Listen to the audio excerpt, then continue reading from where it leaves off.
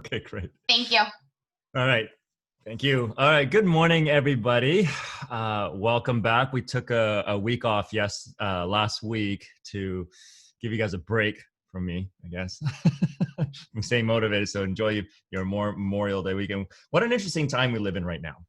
It's gotten even more interesting, right? I said that in the very beginning of this whole series that we live in an interesting time, and now it's significantly more interesting because of everything that is happening. As of yesterday, I believe we were supposed to be curfewed at home. And so I was looking through the different topics that we had lined up to talk about for the week. And this particular week, I had decided when I was thinking about it with Nikki last night that we want to go into talking about what I like to call the two states of human existence. And one might venture to say is that, wait a minute, how come there's only two states of human existence? This is a little bit of an expansion from our discussion around the science of motivation. And so let's first talk about why it's important to understand the two states of human existence. Okay. If we think of the world of digital, there's ones and zeros. What we've done and we found through our 20 years of research around with our patented human assessment technology is that there are strong states and weak states to every human being. Okay. And if you remember when we talked about the science of motivation, that is governed by the science of nuclear force.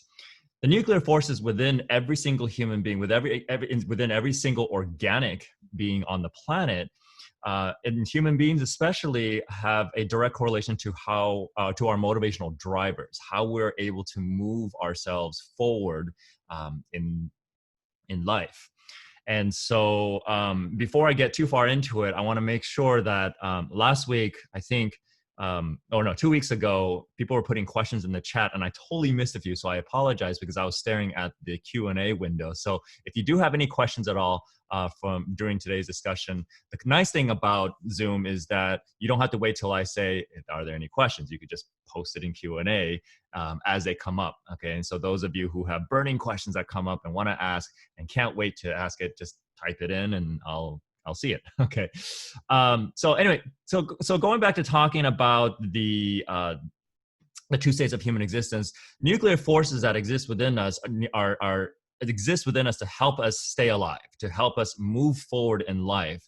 And what we found is that when we can understand the unique type of nuclear forces that operate within every human being, we could find a direct correlation to the propensity of how that individual is driven, what motivational drivers. And if you remember, for those that were here for the science of motivation, they're basically 12 core drivers. And this is important because it helps us answer the question that we often ask ourselves, especially during trying times or during times where there's struggles in our life, and you need to be doing something, and you have to be doing XYZ or ABC to get the job done, and then we ask ourselves, what's wrong with me? Why am I having challenges around being able to push my business forward or to get up out of bed? Okay. Why am I feeling depressed? Why am I anxious? Why do I have all these conditions? And it's interesting because we've worked with a whole host of therapists and psychologists, and it has blown the doors off to what's possible in terms of how they've been able to help some of their clients understand that the struggles they've dealt with in life, that they've turned to drugs and alcohol, and I mean pharmaceutical, maybe even non-pharmaceutical drugs and alcohol, to cope with wondering how to fix themselves or answer the question, what's wrong with me, to help them realize there's absolutely nothing wrong with anybody. And this is important in the realm of entrepreneurship because then it starts to introduce the possibility of ease and grace in motivation. By understanding the two states of your own personal existence when it comes to these nuclear forces, we can start tapping into this limitless resource of how to navigate life in a graceful and easy way, to create success and happiness and money flow in a gracefully and easy way. Okay. And so the discussion around the two states of human existence, understanding your unique two states of strength and weaknesses, is going to be an important discussion, especially with what we're talking about. And I may make references to our current events, or I may not, because it's it's a very polarizing set of circumstances that we're in right now. But there's relevance. I may use it as a metaphor. Okay. So what are the two states of human existence? I was talking about there's strong states and there's weak states. Okay. There's strong states and weak states of human existence, meaning that there are times in our life when we're well rested, well fed, we're excited, we're happy. We tend to be what we like to call in our camp the strong state. Okay. When we're hungry, when we're angry, when we're lonely, when we're tired, taking this out of the Alcoholics Anonymous, they talk about HALT, which is helping people understand their particular state. When you're hungry, you're angry, you're lonely, or tired, we tend as human beings to be human. We go into what we call a weak state. Okay. And the weak state is where we tend to be hypercritical on ourselves or be criticized by others by being asked, what's wrong with you? We've gone to organizations, large corporations. We've helped teams understand that, instead of criticizing the other person, we can look at the other person and honor where that person is at the moment in time. And so we know what to expect from that person. Similarly, understanding your strong states and your weak states, you can educate the world around you. When someone asks you, well, what's wrong with you? He says, there's nothing wrong with me in this moment. I'm simply in my weak state. I need to go feed myself. See, the thing about nuclear forces, if you remember from our discussion around the science around motivation, that our motivational forces, our nuclear forces, need to be fed on a daily basis. Without nuclear forces, we would cease to exist. We need to be able to feed that on a daily basis. And when we feed it the right fuel, much like when we go to the stores and grocery stores and everything, and we choose to buy organic, clean food versus junk food off the shelf to feed ourselves, refined foods to feed ourselves, okay, the difference between clean food and junk food, that's kind of the same thing. Every day we have a choice in terms of our activities, whether or not we're feeding our drivers and are feeding our nuclear forces in the strength, or feeding our nuclear forces in the weak state. Okay, so just to give you a few examples. Okay, there is one particular nuclear force where volatility, or otherwise known as anger, like authentic anger. Okay, there are people, we call volatility, there are people who are authentically designed to have access to what they call anger. And then people go to anger management and they're being made wrong to be angry, when there are people who literally are that. Okay, because that is a weak state expression. So for example, just using anger as an example, okay, like volatile anger, not like I'm frustrated, I'm upset, not like manageable anger, but like a punch a hole in the wall type of anger, okay? That is a weak state. And of course, when we're talking about there's a strong state and a weak state, the strong state of that is actually called initiating change. For those of you who remember the science of motivation, the discussion when we talked about the 12 different motivators. Initiating change in the strength is a fantastic part of that particular nuclear force, that particular driver, that particular state of a human being who has that as a driver. When you have that as a driver in the strength, it's all about creating transformation. And you meet a lot of those types of people in your industry here of real estate, because those are the people who like to do landscaping, who like to do transformations on the house, who like to knock down the walls, who like to do construction, who like to do upgrades on the home, and they thrive in that. They build an entire business around that. Okay, why is it that we see a lot of construction people are angry? Because when they're not being fed, when they're not allowing themselves to see or doing things in life to consistently see change happening, transformation happening, if that part of them starts to perceive that though no change is happening, okay, then it has a propensity to shift into the weak state. And that weak state is called volatility. It's called anger.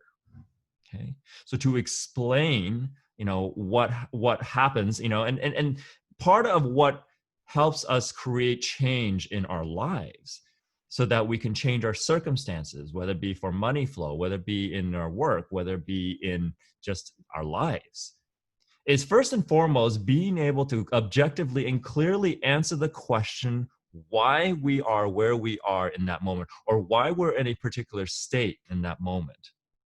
You know, where we've been able to help a lot of psychologists and doctors and therapists is helping them understand whether or not someone is authentically depressed, as they call clinically depressed, or is it just an expression that seems to mimic depression? There's certain combination of nuclear forces when both are in the weak state can actually be misdiagnosed as clinical depression. Okay. There is a particular driver that most everybody knows. It's called compassion. Okay. Compassion is a fantastic driver and is prevalent in a lot of caretaker type of environments, or even people in the service-oriented business such as yourselves. Those who are driven by compassion thrive in wanting to be able to take care of somebody else, if you remember when I talked about that. Okay. What I didn't talk about that is when someone who is driven by compassion is deprived of the opportunities to be able to take care of somebody else, to be able to do something for others, right? Whether it be a loved one or a friend or a client or a customer or even a pet or even a garden even. Okay, anything that's living, if they're able to take care of it, then it's, where did my camera go? Then it's, hold on, give me a second.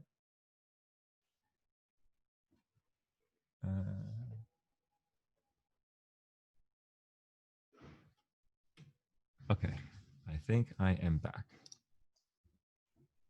It's off right now still. I know. I'm trying to figure out what's going on. Oh, technology, gotta love it. Oh yes, believe me, I understand.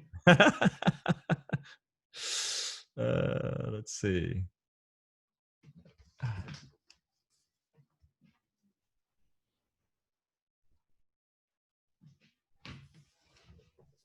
Okay, and if it doesn't, it's almost back. There you go. Are. Okay, cool. Apologize for that. Let me fix this. Okay. Okay. Talking about compassion, right? Yeah. Okay.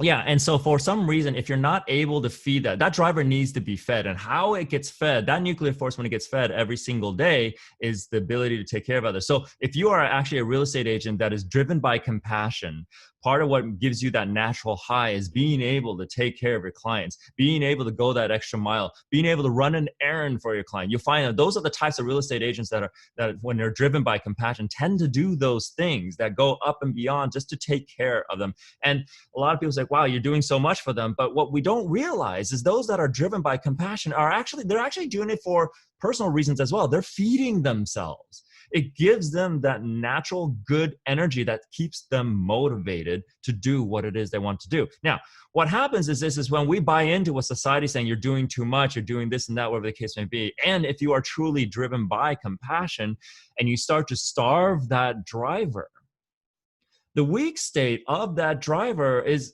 what we like to call the woe is me state, okay, also known as self-pity. Then you start to feel sorry. It turns inward. If you can't take care of something and you're not able to take care of another living thing, it starts to turn inward, okay? A lot of aging individuals that start to get older and they've gone through life taking care of others, and all of a sudden they're retired and their kids are out of the house and they're living alone, or they have a spouse that passed away, and they start to feel sad and sorry for themselves. It's because they've been driven by compassion all their lives, and all of a sudden there's nothing going on. We've literally had to talk to our clients who's I think my camera just died again. Anyway, I think we're okay without me using a... Yeah, it's still black, but yeah, just keep going. Okay. You can look at my dog. Okay, so what happened was we told that client, say, look, your dad actually is driven by compassion, and now nobody's at home. Sure, he's ambulatory, he has freedom, he's retired, and your mom has since passed and everything. This is what you need to do. You need to give your dad a pet. You need to give your dad something to take care of him, and have the pet and go out into nature, and also tell him to start a garden, start doing things like that, and make sure that he gets involved in the local community to start to, volunteer or do those things. And so when our clients started to do that for the dad, his life turned around. All of a sudden, his depression, I'm doing air quotes right now, went away. Okay. So that would be another example of a weak state. Okay. So what we want to do is we want to understand and embrace that, start to think about that when you're in an undesirable state of existence. If you're feeling funky, okay, how you know it's a weak state is that you start to get more tired. Okay. If we think about what happens when we consume junk food and consume a lot of yucky stuff, we don't feel so good after. And in the long term, what happens is our body starts to tell us and show the results of eating junk food all the time. Think about what happens then if we keep feeding our nuclear forces, our motivational drivers, in the weak state, thinking that we're feeding ourselves. Because in a moment, in a pinch, you could grab a bag of potato chips, right? Or you can go get some fast food and you think you're full, because you probably are, but you're full of bad food. And so in time, what that does, it changes your physiology, it changes how you feel, and you just, and it reduces everything that is productive about the optimal state of your human existence. Nuclear forces are no different. If we find ourselves that we are still trying to feed it, so if you're not giving yourselves opportunities to feed your drivers in the strength of the two drivers that are meant to drive you, then what's going to happen is your unconscious mind is going to go look for ways to feed it regardless. And if you start feeding in the weak state, okay, so in the case of, let's say for example, someone has the two drivers of compassion and initiating change, okay, which was literally that client's father's makeup, okay, because he worked in the first responder, he had a first responder career. And so he was always about taking care of somebody and also creating change in our society. And it was cool. It's kind of a cool setup. And it worked for him in that space. But what they found, that he was feeling sorry for himself and he was also being angry about it all the time. And then so when I explained this to our clients and said, look, your dad, regardless how old he is, needs to feed himself. And since he's not able to feed himself in the strength, his life is stagnant. He's retired. He doesn't have anybody around him that he can take care of. The kids are all grown up and they're so independent that they don't even need dad to help them with anything. And mom's not around for him to take care of. So he's just going to be in the weak state all the time because his nuclear forces still need to be fed. His drivers still need to be fed. And so he was feeding them by feeding junk food. He was feeling sorry for himself and he was being pissed off all the time. Okay. Then, of course, what that does is that just increases, that accelerates aging, accelerates all this stuff because you're feeding now bad energy, bad fuel into your nuclear forces, which does not then support your human existence. At the end of the day, human beings need energy to survive. Okay. What we're seeing as a challenge out there, where the rhetoric that's out there talking about what the problems are with our current events, it's misplaced focus. What we're dealing with right now in the world, as Mother Nature has helped kind of apply the pressure to encourage us to do, is to evolve and grow. It is a human being problem. For centuries and thousands of years, we've miscategorized our co-profiling approaches in terms of how we look at each other and how we talk to each other and how we understand each other. Okay. When we start to look at everybody as human beings and understand that every human being has two states of existence, we can start to help support each other and ourselves in the most optimal way possible. Okay. How we're able to get the results that we get in what we do here is because we are looking at human beings as human beings. We don't care what country you came from. We don't care about any of that stuff. And because of that, we can immediately get to what intrinsically drives human beings, their nuclear forces. Okay. And if they're not operating in an optimal way, then we simply say, look, you're in a weak state. Go feed yourself in the strength. So going back to our client's dad, okay, so he started getting involved and volunteering in the community. Okay, he didn't just go out and hang out and socialize. He actually got involved, and he actually got involved with local community type events that were meant to kind of regentrify certain areas of where he lived and improve like local community centers. And then he was able then to take care of his fellow, retirees and everything, and did all these different things. He got a pet, he then redid the backyard so it became this massive garden. And all of a sudden, inexplicably, his therapist and psychiatrist and psychologist, whoever he was seeing, they said, well, your dad doesn't need to be on drugs. He's actually okay now. Okay, he's actually thriving. Some of the byproducts of what happened, some of the quote unquote, the retiring, aging physiological challenge he was dealing with, they started to go away. He became more mobile, okay? The arthritis that he was feeling that was kind of like debilitating for days, he wouldn't be able to get up or move around, it started to go away. Why? Because he was giving his body exactly what it wanted. It needed good energy to heal. It needed good energy to be motivated. It needed good energy to have clarity of thought. What ended up happening also, he started making some better decisions with some of the retirement funds and money flow that he had, and he basically ended up making some better decisions on investments and everything, and actually helped his own little financial circumstance, because apparently he made some not so good decisions prior to retiring, right? And that's why part of his frustration. But this was not even a client. This was a client's dad. And we just gave a few pointers here on what to do to feed your driver. So I tell people all the time is when you take our assessment and then you find out about yourself, there's so much information that comes at you. Okay. One of the first things you want to do is, one of the first questions I often ask is, wait, there's so much information that I'm getting. What do I do first? I said, master your states of existence. Master understanding and recognizing and embracing and taking responsibility that, hey, I'm in a weak state right now. I probably should be making decisions about my life right now. Or I'm in a weak state right now. I should go and feed myself good fuel before I engage in a conversation with my loved ones. Okay. Because let's say, for example, you do have access to initiating change. And if you haven't had a long day, you're hungry, you're angry, you're lonely, you're tired, and you're in the weak state of existence, you're going to be pissed off. And it's not pissed, and you're gonna look. I mean, whoever you talk to, you're gonna be talking through the lens of being pissed off, and so anything's gonna set you off. Doesn't matter what they do or say.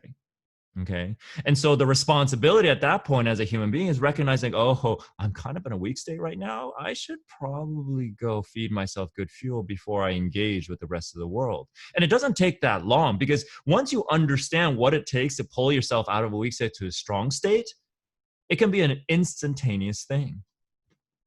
Okay. One of my drivers is what we call aesthetic sensibility, which is all about creating beauty in the world and presenting and teaching and training. So perfect, right? The vocation that I chose to do in this lifetime, every single day as I'm doing what I'm doing, I'm feeding myself good fuel.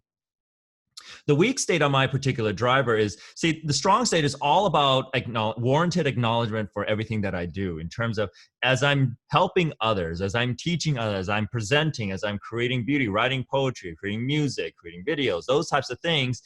The acknowledgement that is received, the people paying attention, that actually feeds that particular driver, the feedback, if you will. Okay.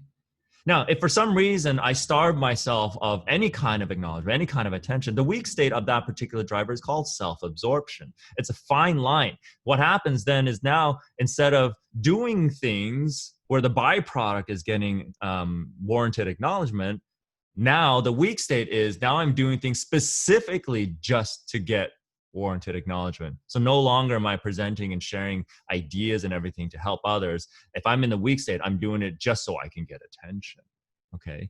And so that's why there's a lot of teachers, a lot of coaches, therapists, psychologists, I mean, those that are in front of people helping others, along with the compassion. So if you have a combination of compassion and aesthetic sensibility, you'll have a tendency to be more of a teacher versus a kind of one-on-one type of person. Okay. So I know when I'm in the weak state. So one day, for example, I woke up And I walked into the closet and I was going, hey, and I was particularly tired, didn't have a good night's rest, and I wasn't feeling, I was 2 out of the 4. Okay. No, I was 3 out of the 4. Hungry, angry, lonely, tired. I wasn't angry, but I was hungry. I was lonely. I was tired. I walked into the closet and I was looking around, figuring out what to wear for the day before I went out into the world. And I reached out and grabbed one of my favorite shirts, and I said, I wonder if this meeting that I'm going to, if anybody's going to even notice that it's my favorite shirt. And I stopped there in my moment. I was like, oh my goodness, I am totally in the weak state of my aesthetic sensibility driver. It shouldn't even matter, right? But it's called self-absorption. In that moment, I was thinking about, what if I did this, would I get a warranted acknowledgement? And that's when I knew that I said, you know what, I'm probably in the weak state right now. I mean, that shouldn't be even something that I should be asking myself. And so I proceeded to feed my drivers, okay? And my co-pilot driver is called optimism, so that's easy. I go have some fun and talk with optimistic people, think about the possibilities of things, and then all of a sudden I pull myself out of that and basically get myself back into the strength. So understanding the 2 states of human existence releases the reliance on others to keep us motivated, releases the reliance of others to make us feel better, okay?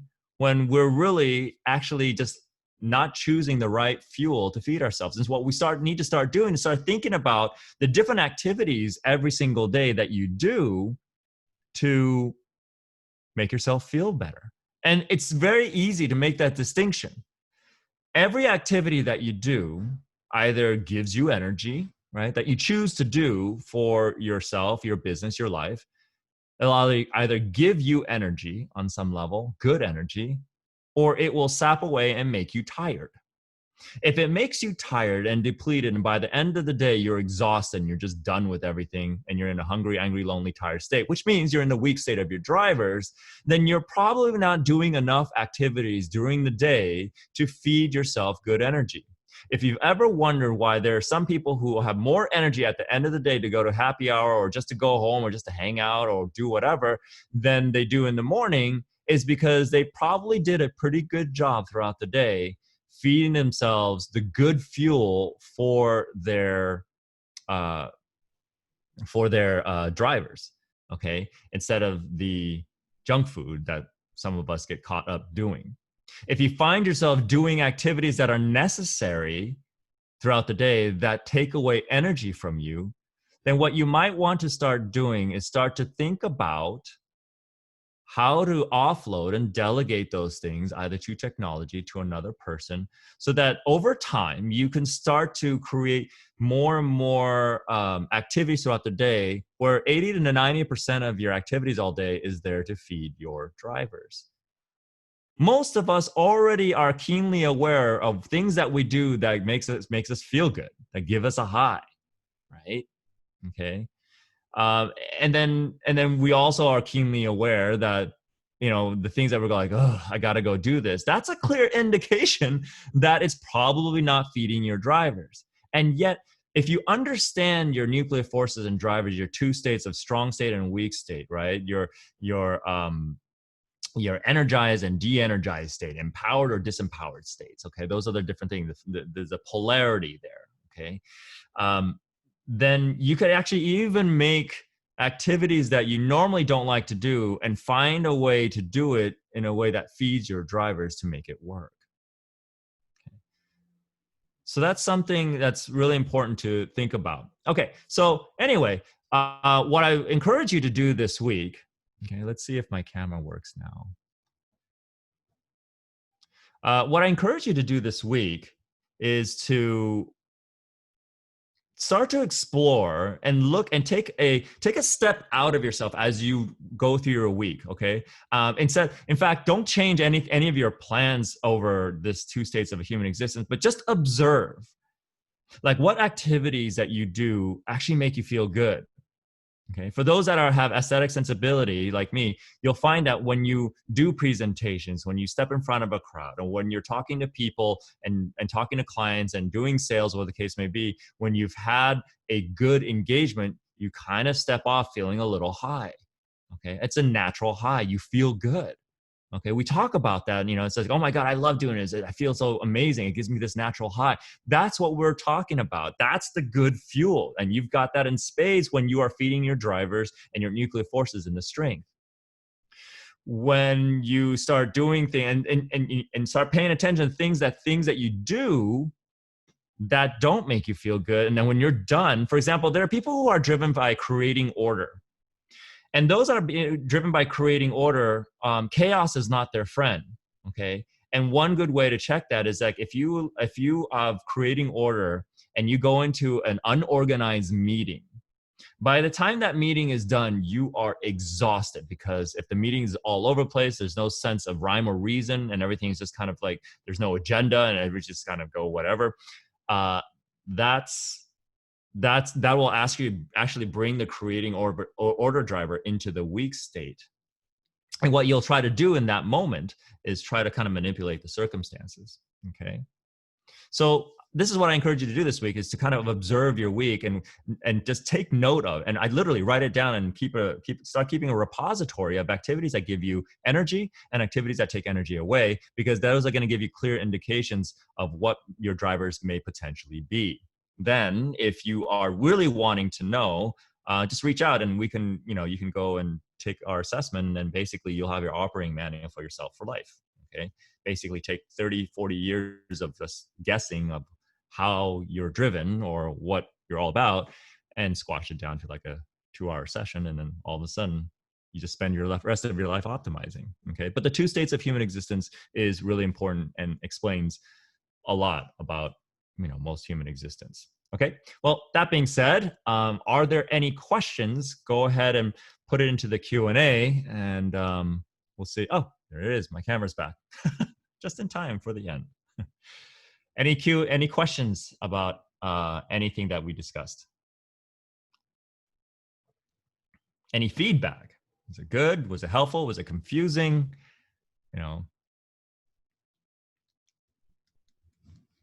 Bueller.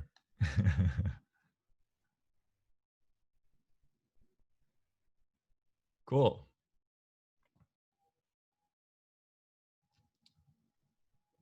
Baker's Man Production. Actually, I'm familiar with Baker's Man Production. I don't know if I heard of you guys through the chamber or what, but I think it was probably through the chamber. So I was like, oh, Baker's Man Production. I heard of you guys. Got it. Yeah. Okay, great. Shireen. Hey, Shireen. Claudia is good. Gave clarity to what you said in a previous session. Awesome. Also here, here's a question that I have is that, as I'm talking about this, does anybody want to share a particular activity? You can put that in the Q&A that does give you energy, and I can maybe help identify what potentially your motivational drivers are that you should be feeding. Are there any books you can suggest to read about what you talked about today? Yeah. The creator of our technology, Dr. Zana Hackett, if you actually look up that, I'll put it in chat here. Dr. Zana Hackett, she's the genius behind this technology. 20 years of research, patented about 5 years ago. She's a PhD with a background in human behavioral sciences and quantum physics and everything like that. Super genius. If you go to what do you call Amazon, and then you actually search her name, you'll find a couple books that she's written. And the one you want to look for is called The Ultimate Life Tool, which is the name of the technology that we use.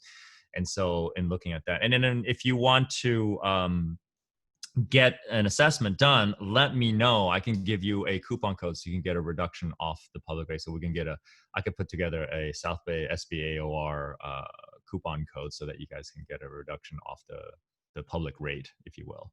But yeah, you can check it out there. I think it's still available. It's print on demand. So you basically order it from Amazon and it can give you all the different things. There's more examples. It goes in depth more about the science behind all that. Yeah, just do a search on Amazon for Dr. Zana Hackett and you'll find a few of her books. I think she writes poetry too. I think she's also driven by aesthetic sensibility. So that's good, because we need her to share more of her brilliance and her genius. Any other questions? Does anybody want to share, things that they've fed themselves with, they found that gives them energy, and things that exhaust them, so we can kind of maybe potentially understand a few things. Mindy says, you're a wonderful speaker and share so many positive examples of how to better understand yourself. Thank you so very much. You're so welcome, Mindy. Appreciate that. Thanks for feeding my driver. Okay, cool. Anything else? I mean, we're here. I mean, just take a couple minutes. Anybody wants some like quick on the spot? Okay, feeding, runs, exhausting, talking on phone. Okay. Now, when you run, Shireen, do you run alone or do you run with others? Being helpful to others, making money. Okay, so there's actually a driver that is driven by making money. It's called monetary discernment. The weak state, of course, is holding on to things. We call it gluttony. It's a holding on, resentment, worrying about money is actually a weak state of making money. And also like what you'll do is like hoarding of thoughts, hoarding of emotions, hoarding of things in the house, cluttering and stuff like that. When you have that example expressing itself, it's the weak state of monetary discernment. Being helpful to others it kind of goes along to the compassion piece. It could also come from the humility piece too. Talking on the phone is, Shireen, you probably have access, and I've seen your picture, so it's based on physicality, right? You probably have access to what we call humility, which is the most egoless of drivers. And that particular driver in the strength is all about the harmonious balance between spending time with people, spending time alone. If you talk on the phone too long, that means you're engaging with somebody too long, and you probably need to be by yourself just a little bit. So when you do run, you're probably running by yourself. Claudia says, order is important for me too. Great. Creating order is fantastic. So creating checklists, organizing closets, organizing your kitchen, organizing your desk, all those different things, creating processes and systems probably feed you.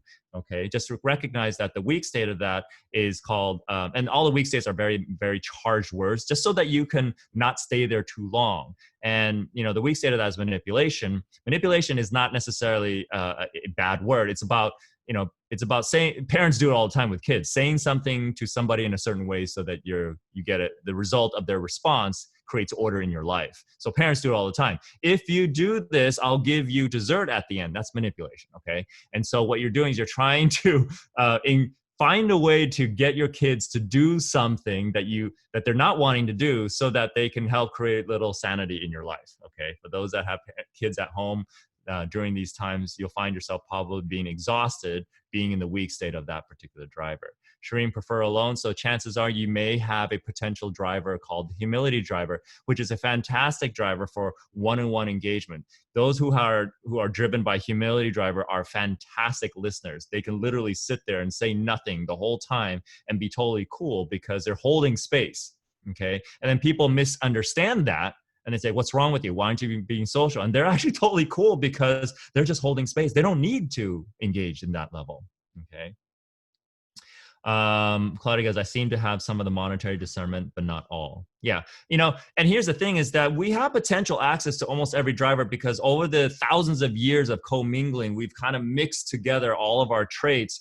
And so depending on what our physicality, the gravity of our existence, it actually impacts the volume of expression from each of those particular nuclear forces. Okay. And that's why we can, understand a little bit by just kind of observing our behaviors through our life. But until we actually take the assessment, that's where we get the high level precision. Not to say that just taking time to have this self-awareness won't help you kind of understand a little bit more about yourself. You can actually understand a lot more just by observing what you're doing right now, and then making choices on activities, do more of that type of activities that give you energy. You can literally turn your lives around. Before this technology around, that's what most effective coaches were doing. They were helping people identify what gave them energy and then helping them develop strategies to do more of that, right?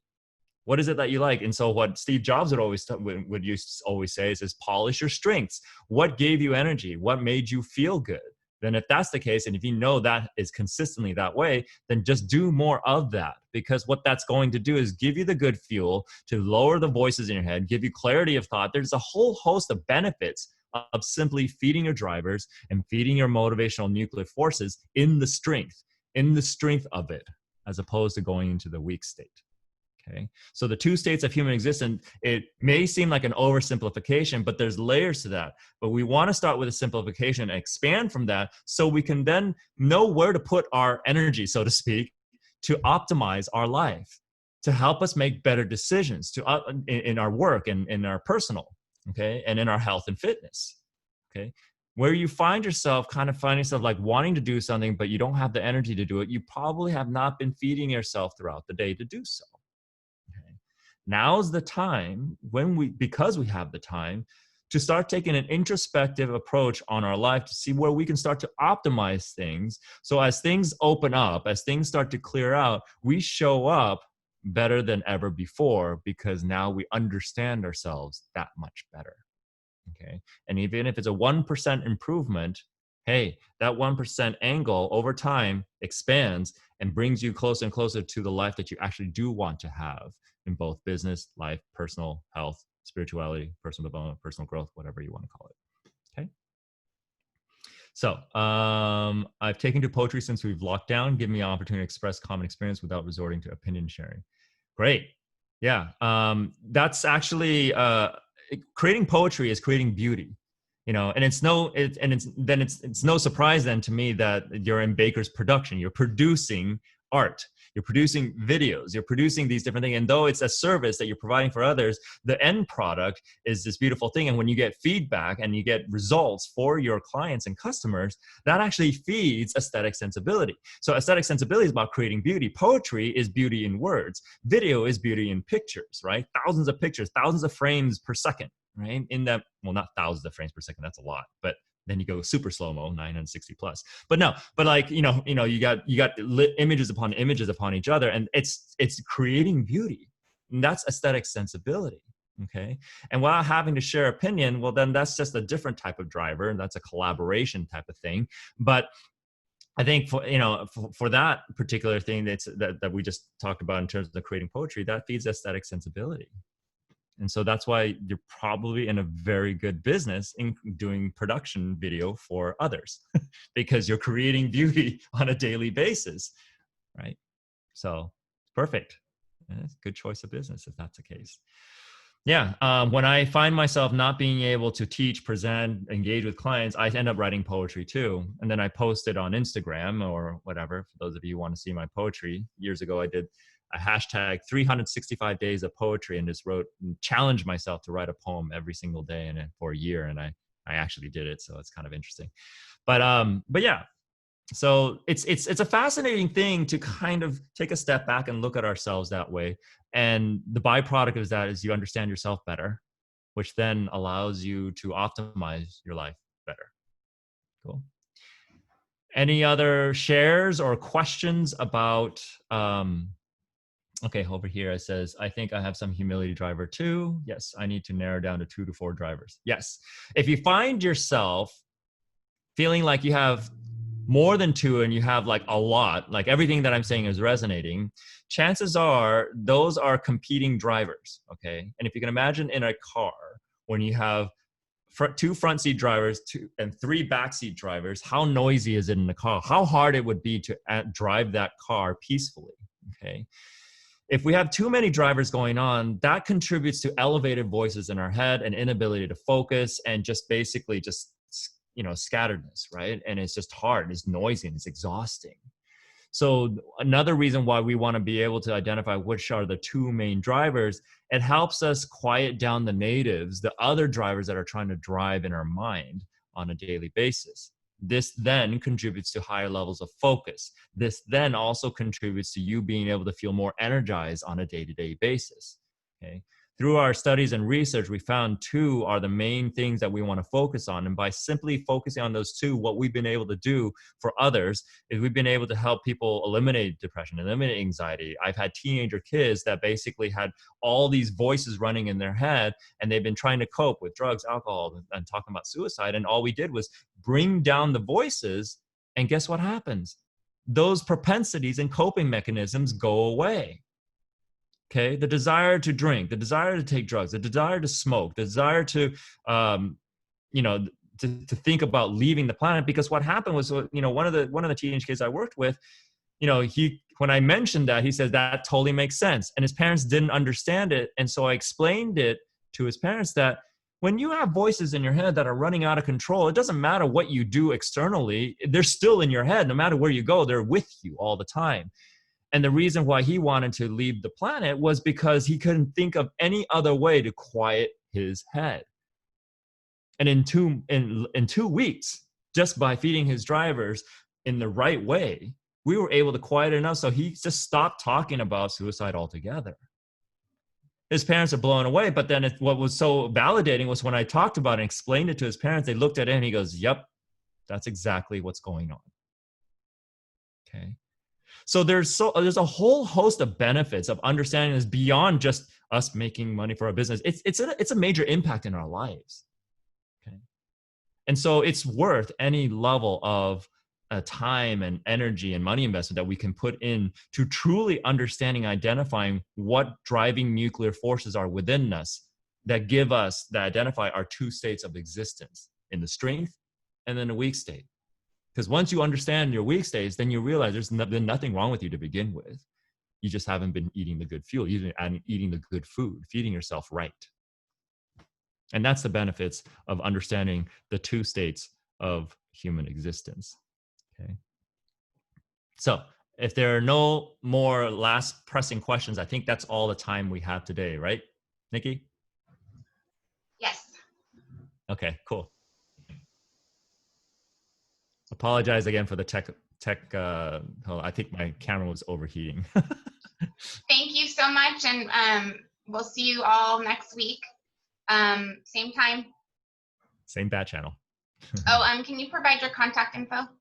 Sure. I'll put it here, the Six Figure Academy. And then you guys can go to our website too, which is the sixfigureacademy.com. And if you want more information about the technology, you can also go to humanoptech.com and then start there. Reach out, say hi, connect with me on social media. I'm not that hard to find. Google me and you'll find me. Thanks, Mindy. Appreciate it. Great. Thanks everyone again. We'll see you all next Monday, 9 a.m. Same link. You'll get an email from Zoom. It'll be the same connection. And we will see you all soon. Thanks everybody. All right. Have a great week. Have a good week.